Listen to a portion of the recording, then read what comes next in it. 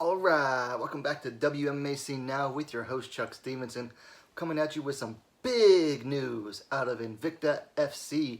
So the all-women's fight promotion based out of Kansas City has announced their next event, and it is the third in the Phoenix Series one-night tournament, and it is being headlined by a title fight for the vacant Invicta FC Bantamweight title.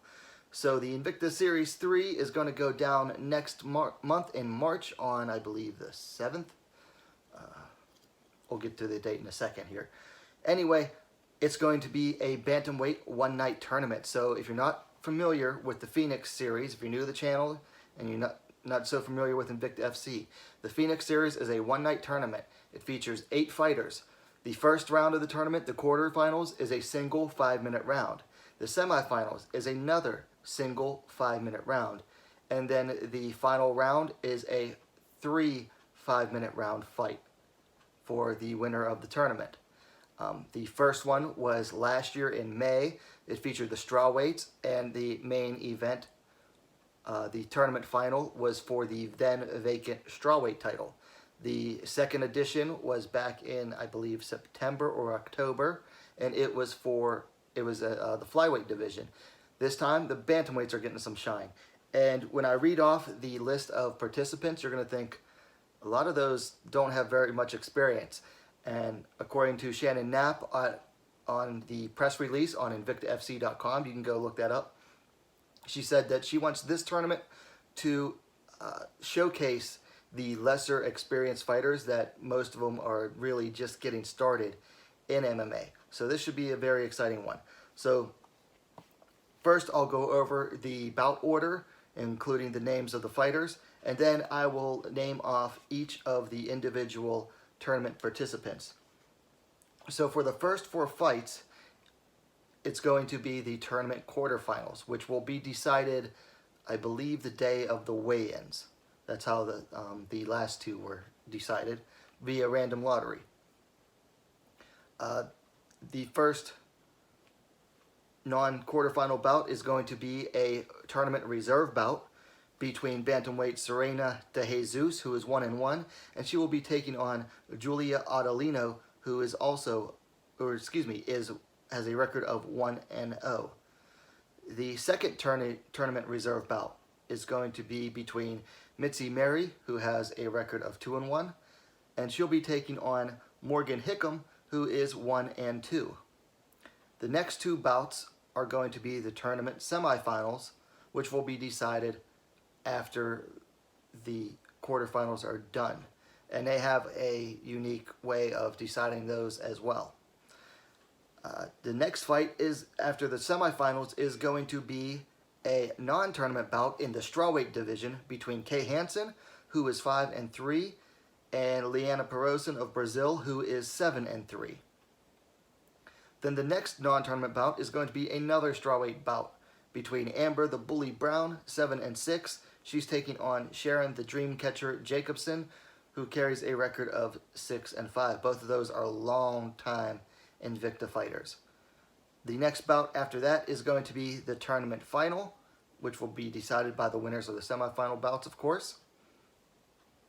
And then for the main event is going to be a 5-round bantamweight title fight between Lisa Verzosa, who is 5-0, and she is taking on Ultimate Fighter, former Ultimate Fighter contestant Julia Stolyarenko, who is 8-3-1.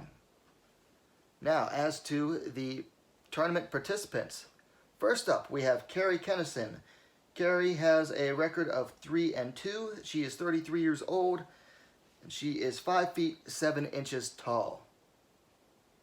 The second participant is Brittany Bombshell Victoria.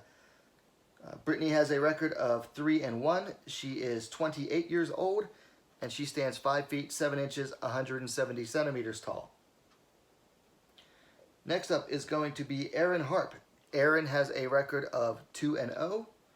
She is 25 years old, and she is also 5 feet 7 inches, 170 centimeters tall.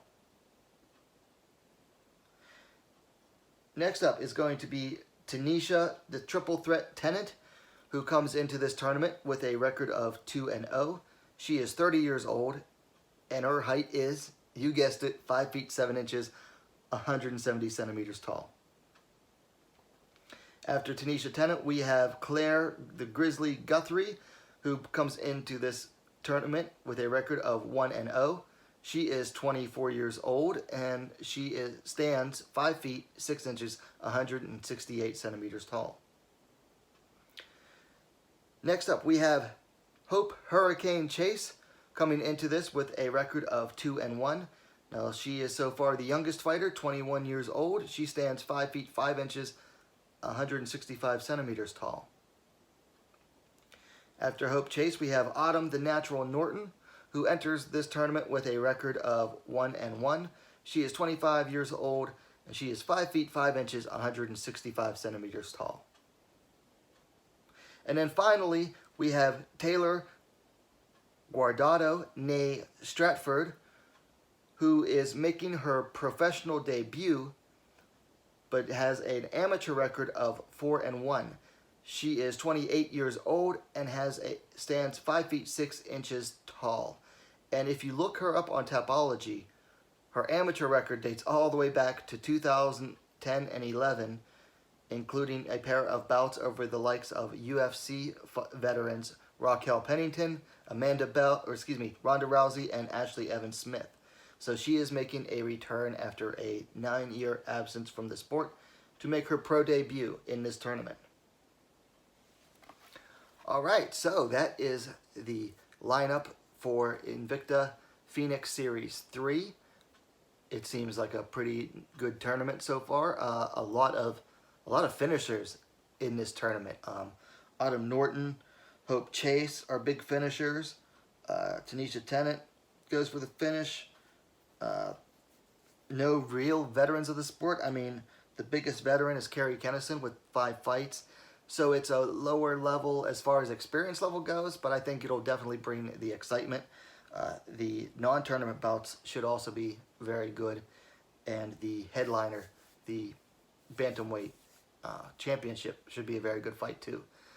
My personal thoughts, I think since the title is vacant, they should have put, the 2 fighters in that fight, put them into the tournament, and then made it for the winner is the newly crowned Bantamweight champion. I thought that they did that with the first Phoenix series. Brandon Van Buren came out the winner and the new champ.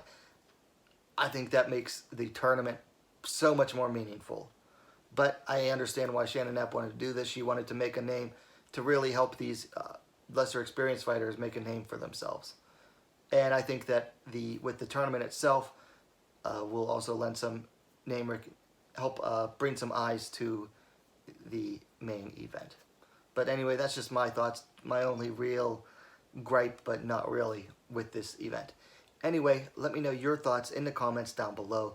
Of course, likes are always appreciated. And hey, what are you waiting for? Subscribe to WMMA Scene Now, the best, fastest growing women's mixed martial arts dedicated platform on YouTube. Don't forget to hit that bell for notifications. You'd be a lot cooler if you did. And we'll see you next time.